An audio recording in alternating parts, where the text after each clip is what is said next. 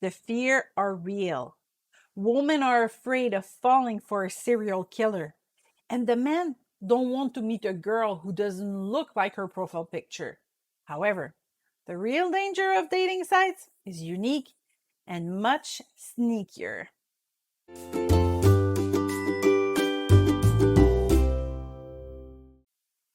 Today, the internet is the extension of our world. We can meet friends, relax in front of a good movie, or shop. Everyone uses it, Christian and non Christians. The internet is even used by pastors looking to expand their ministries by publishing ebooks and podcasts. So it's not surprising that people use it to find their life partner. What does God say about online dating? Nothing, of course. In fact, the Bible does not give a unique way to find a spouse. People can fall in love in all kind of ways. What is important to God is to stay pure in the process and to choose someone who will work with you to advance his kingdom. God does not judge the tool. He is interested in what we do with our tools. A car, for example, is a simple tool.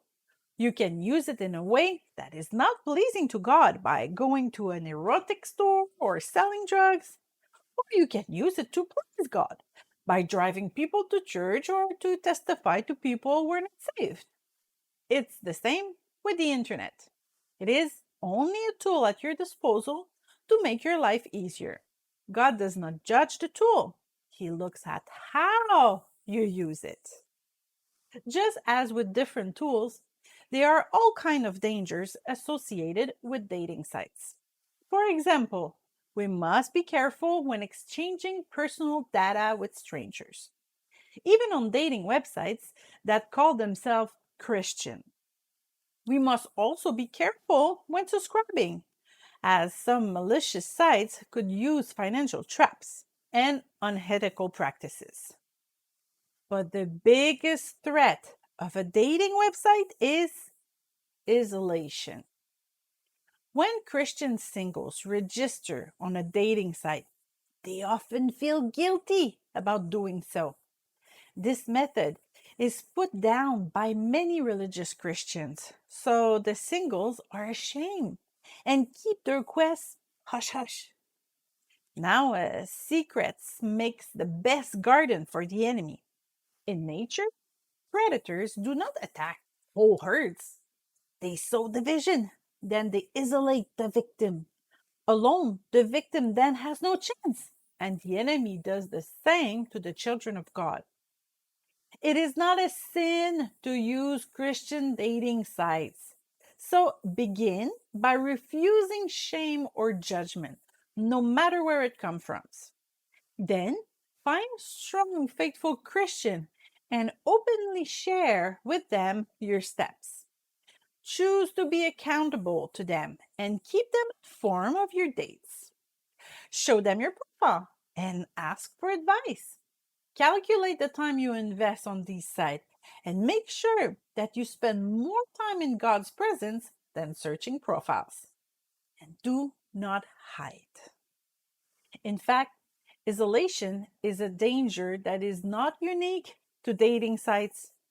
As soon as a relationship cuts you off from your friends and family, and especially as soon as a relationship takes you away from your congregation and reduces your time of devotion with God, you are in danger.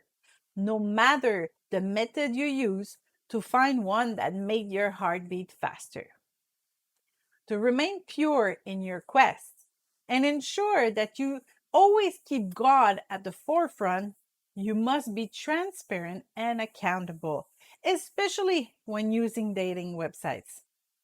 Being alone with our computer makes it too easily to isolate ourselves, especially when we feel judged.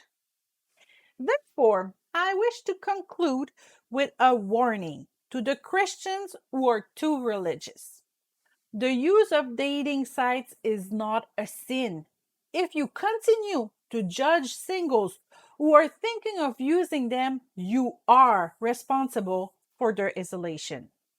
Jesus did not come to judge, but to save. So do not judge your brothers and sisters. Just because you do not understand something, it doesn't make it evil. By being intransigent, you do not keep singles in holiness. You push them to isolate themselves and into danger. Do not jump to conclusions without seriously studying the issue. Please. It is for the salvation of many of your fellow believers.